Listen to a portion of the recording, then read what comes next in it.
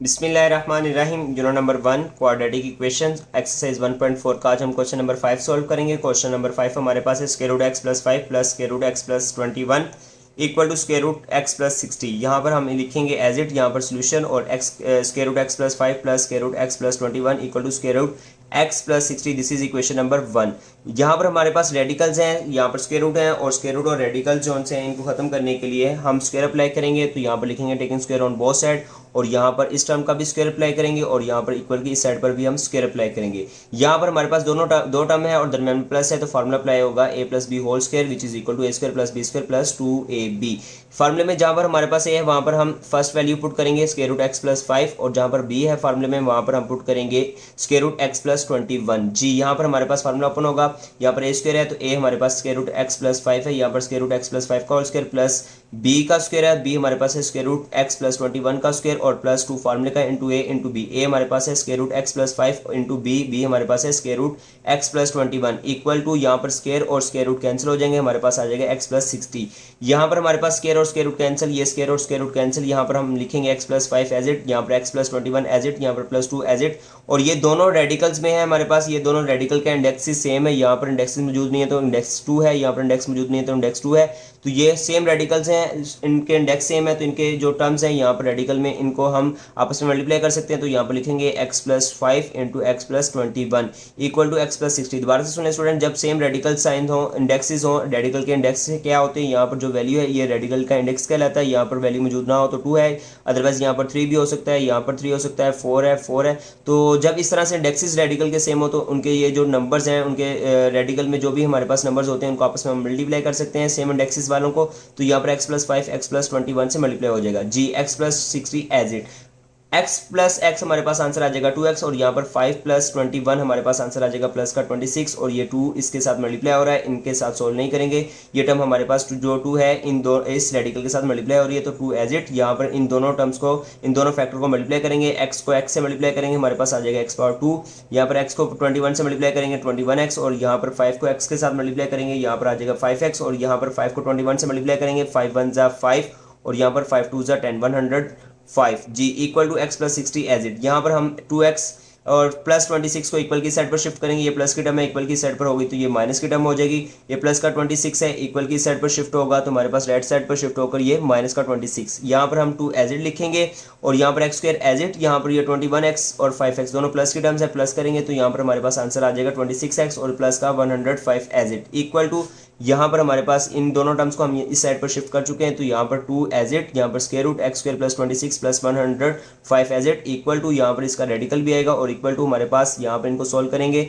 यहाँ पर प्लस का x है और माइनस का 2x है, प्लस माइनस माइनस 2x में से 1x लेस करेंगे तो 1x आ जाएगा, प्लस माइनस की टर्म बड़ी है तो साथ में साइन माइनस आ जाएगा, यहाँ पर 60 और माइनस का 26 प्लस माइनस माइनस 60 में से 26 लेस करेंगे तो हमारे पास आंसर आ जाएगा 34 और बड़ी टर्म प्लस की है और यहाँ पर हम साइन प्लस यूज़ करेंगे और हम लिख सकते हैं 2 into square root x square plus 26x plus 105। यहाँ पर हम लिख सकते हैं माइनस की टर्म को बाद में, तो प्लस की टर्म को पहले लिख लेते हैं और माइनस की टर्म को बाद में लिख लेते हैं ताकि यहाँ पर माइनस का फार्मूला अप्लाई कर सकें। तो यहाँ पर अगेन हम फार्मूला अप्लाई करने के लिए ओपन करने के लिए इसको मजीद सॉल्व करने के लिए यहाँ पर स्क्वायर रूट है तो स्क्वायर रूट को हम खत्म करेंगे स्क्वायर की मदद से। तो इस साइड पर हम बोथ साइड पर हम स्क्वायर अप्लाई करेंगे ताकि इस साइड पर जो स्क्वायर और स्क्वायर रूट कैंसिल हो जाए और यहाँ पर हमारे पास फार्मूला अप्लाई हो जाए। तो यहाँ पर लिखेंगे again taking square on both side, तो यहाँ पर हम स्क्वायर अप्लाई करेंगे इन दोनों टर्म्स का, यहाँ पर भी स्क्वायर आ जाएगा और इक्वल की साइड पर भी स्क्वायर आ जाएगा, यहाँ पर ये स्क्वायर और स्क्वायर रूट कैंसिल हो जाएगा और 2 का स्क्वायर हमारे पास आ जाएगा 4। इन दोनों टर्म का स्क्वायर अप्लाई करना है, 2 का स्क्वायर हमारे पास 4 आ जाएगा और इस टर्म में जो यहाँ पर मल्टीप्लाई हो रही है 2 के साथ ये हमारे पास स्क्वायर और स्क्वायर रूट कैंसिल हो जाएगा और ये तीनों टर्म्स एज इट आ जाएंगी। इक्वल की साइड पर हमारे पास दरम्यान में माइनस है तो माइनस का फार्मूला अप्लाई करेंगे, A square plus B square minus 2ab। First term हमारे पास 24 है, यहाँ पर फार्मूले में हमारे पास ए है, वहाँ पर 34 पुट करेंगे, 34 टर्म है हमारे पास और जो हमारे पास फार्मूले में बी है बी की जगह हम एक्स पुट करेंगे। तो यहाँ पर ए स्क्वायर है 34 का square plus B square x का स्क्वायर माइनस 2 फार्मूले का into A into B, A हमारे पास 34 है और बी हमारे पास एक्स है। जी यहाँ पर इन तीनों टर्म से 4 को मल्टीप्लाई करेंगे 4x स्क्वायर, 26 को 4 से मल्टीप्लाई करेंगे 104x और यहाँ पर 105 को 4 से मल्टीप्लाई करेंगे तो हमारे पास आंसर आ जाएगा 420। जी हम 100 5 को जब हम 4 से मल्टीप्लाई करेंगे तो हमारे पास आंसर आ जाएगा 4। तो यहाँ पर हम कैलकुलेटर की मदद से चेक भी कर लेते हैं कि 105 को 4 से मल्टीप्लाई करने के बाद हमारे पास आंसर जो है वो 420 आता है। तो यहाँ पर हम लिखेंगे 105 मल्टीप्लाई बाय 4, तो हमारे पास आंसर आ जाएगा 420 जी। यहाँ पर हम लिखेंगे इक्वल टू, और यहाँ पर 34 का स्क्वायर है तो 34 को 2 टाइम मल्टीप्लाई करेंगे, या फिर हम 34 का यहाँ से स्क्वायर अगेन डायरेक्ट फाइंड कर सकते हैं। यहाँ पर हमारे पास आ जाएगा 1156 जी। यहाँ पर एक्स स्क्वायर एज इट, यहाँ पर ये तीनों टर्म मल्टीप्लाई हो रही हैं तो 34 को 2 से मल्टीप्लाई करेंगे तो हमारे पास आंसर आ जाएगा 68 और साथ में एक्स जी। यहाँ पर हमारे पास ये जो टर्म्स हैं इनको इक्वल की साइड पर शिफ्ट करेंगे। ये प्लस की टर्म है इक्वल की साइड पर आकर माइनस की टर्म, ये प्लस की टर्म इक्वल की साइड पर आकर माइनस की टर्म, ये माइनस की टर्म इक्वल की साइड पर आकर प्लस की टर्म, और इक्वल टू यहाँ पर हमारे पास रह जाएगा 0।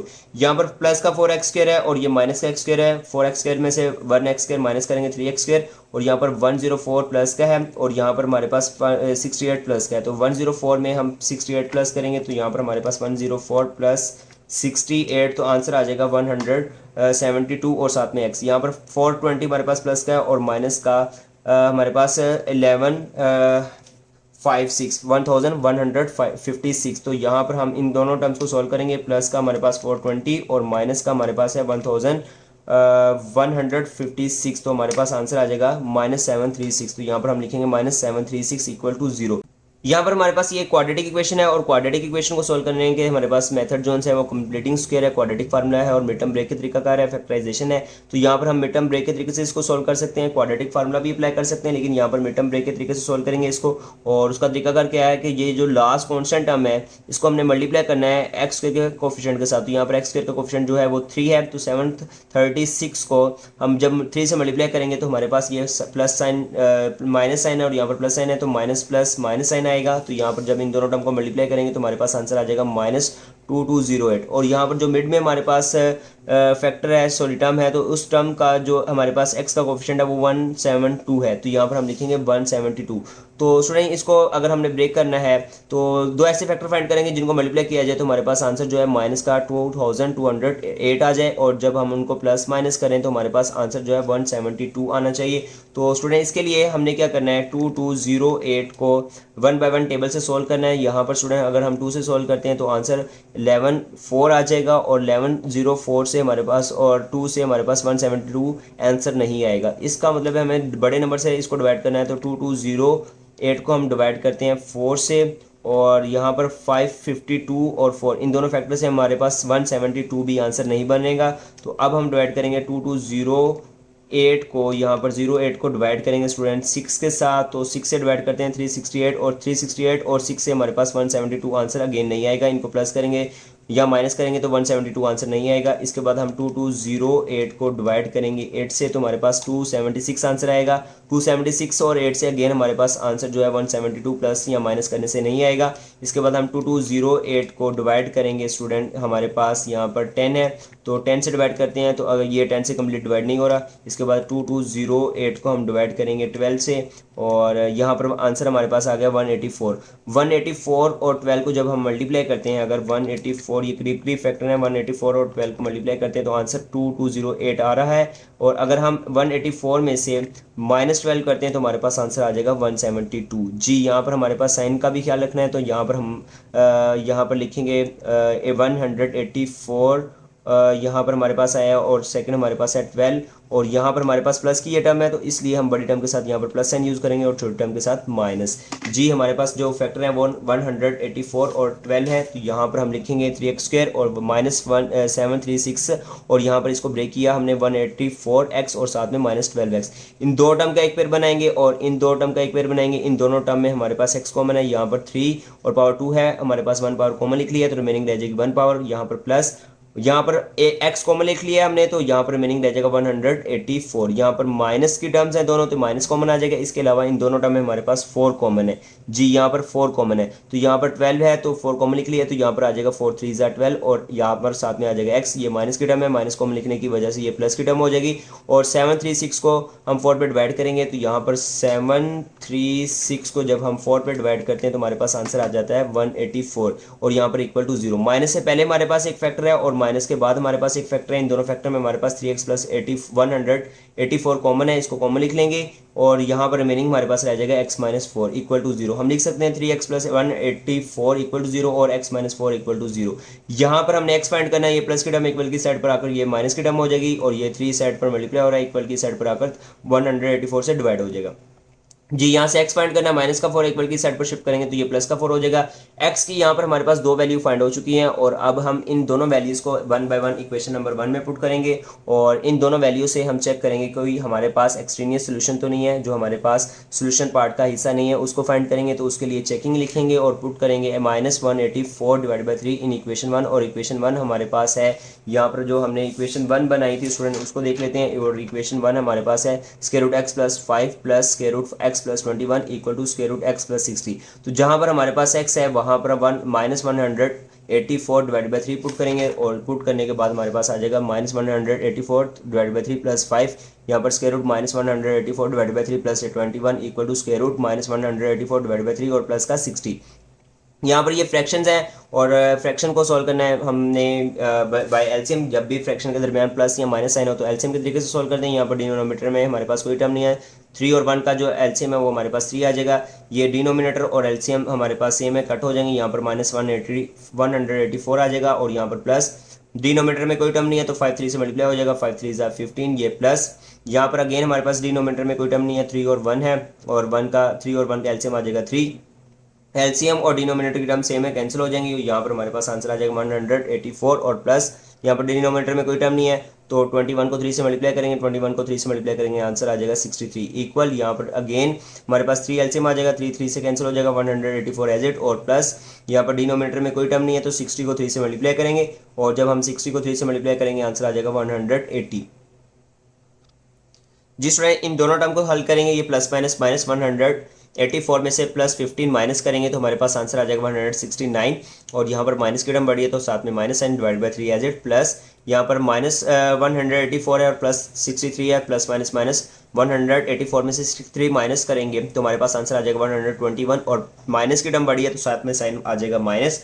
और यहाँ पर सेम इसी तरह यहाँ पर 184 में से 180 माइनस करेंगे तो हमारे पास आंसर आ जाएगा 4 और माइनस की टर्म बढ़ी है तो साथ में माइनस डिवाइडेड बाई 3 जी। इनको मजीद सॉल्व करेंगे और यहाँ पर हमारे पास स्क्वायर रूट -169 डिवाइड बाई 3 है। तो यहाँ पर इन दोनों टर्म में से ये बल्कि तीनों टर्म में से हमारे पास जो माइनस साइन है, ये जो हमारे पास माइनस है स्क्वायर रूट में, इसको सेपरेट करेंगे और स्क्वायर रूट्स को जब भी सॉल्व करना हो और दरमियान में यहाँ पर इनके साथ माइनस की टर्म मल्टीप्लाई हो रही हो तो माइनस को सेपरेट कर लिया जाता है। यहाँ पर हम माइनस सेपरेट करेंगे और साथ में 1 लिख देंगे, डॉट स्क्वायर रूट 169 सेपरेट और divide by square root 3 separate जी। इसी तरह यहाँ पर हम माइनस सेपरेट कर दिया और यहाँ पर स्क्वायर रूट 121 सेपरेट और divide by square root 3 separate यहाँ पर इक्वल। और इसी तरह ये माइनस स्क्वायर रूट सेपरेट कर दिया, यहाँ पर साथ में 1 लिखेंगे और डॉट यहाँ पर हमारे पास square root 4 divided by square root 3। यहाँ पर हमारे पास स्क्वायर रूट -1 है जो कि हमें मालूम है, क्वेश्चन क्लास 9 में हमने सीख लिया है। स्क्वायर रूट -1 हमारे पास इक्वल होता है अयोटा के, यहाँ पर अयोटा पुट कर देंगे और 169 का स्क्वायर रूट हमारे पास 13 के इक्वल होता है। यहाँ पर 121 का स्क्वायर रूट हमारे पास 11 के इक्वल आएगा और यहाँ पर स्क्वायर रूट 4 हमारे पास 2 के इक्वल आएगा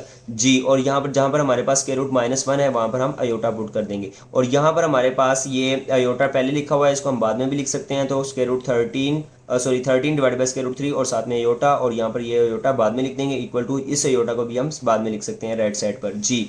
यहाँ पर फ्रैक्शन है और फ्रैक्शन के दरमियान में प्लस साइन है तो इसको एलसीएम के तरीके से सॉल्व करेंगे। यहाँ पर स्क्वायर रूट 3 एलसीएम में आ जाएगा, दोनों टर्म सेम है तो एक ही हमारे पास टर्म एलसीएम में आ जाएगी, ये सेम है एलसीएम और डिनोमिनेटर कट हो जाएंगे। यहाँ पर 13 अयोटा और प्लस ये एलसीएम और डिनोमिनेटर सेम है तो कट हो जाएंगे, यहाँ पर आ जाएगा 11 अयोटा और इक्वल टू हमारे पास 2 divide by square root 3 iota जी। इन दोनों टर्म को प्लस करेंगे, 11 प्लस 13 हमारे पास आंसर आ जाएगा। यहाँ पर ये डिनोमिनेटर की जो टर्म्स हैं इनको पहले कैंसिल कर लेते हैं, ये सेम है इक्वल की जब हमारे पास इक्वल साइड्स पर डिनोमिनेटर में या न्यूमिनेटर में सेम टर्म्स हो तो वो डायरेक्ट भी कैंसिल की जा सकती हैं। यहाँ पर 13 अयोटा प्लस 11 अयोटा और इक्वल टू 2 अयोटा, इन दोनों को प्लस करेंगे तो हमारे पास आंसर आ जाएगा 24 अयोटा और equal to 2 iota which is not true. इसका मतलब जो हमने x equal to -184 divide by 3 value put की है ये हमारे पास सोल्यूशन पार्ट का हिस्सा नहीं है, ये हमारे पास एक एक्सट्रेनियस सोल्यूशन है। नाउ हम x इक्वल टू 4 पुट करेंगे और x इक्वल टू 4 हमारे पास इक्वेशन 1 में पुट करेंगे। इक्वेशन 1 को लिखेंगे, यहाँ पर इक्वेशन 1 है और x की जगह हम 4 पुट करेंगे, x की जगह 4 लिख दिया, यहाँ पर x की जगह 4 पुट कर देंगे। यहाँ पर 5 + 4 9 21 प्लस 4 25 और 60 प्लस 4 हमारे पास 64 आ जाएगा। 9 का स्क्वायर रूट हमारे पास 3 आ जाएगा। 25 का स्क्वायर रूट हमारे पास 5 आ जाएगा और 64 का स्क्वायर रूट हमारे पास 8 आ जाएगा। 5 प्लस 3 हमारे पास आंसर 8 आ जाएगा और is equal to 8 which is true. इसका मतलब जो x इक्वल टू 4 वैल्यू हमने फाइंड की है वो हमारे पास सोल्यूशन पार्ट का हिस्सा है, तो हम सोल्यूशन पार्ट में लिखेंगे 4 और जो हमने फर्स्ट वैल्यू पुट की थी -184 divide by 3 that is extraneous solution. तो उम्मीद है स्टूडेंट आपको समझ आ चुकी होगी। Thank you.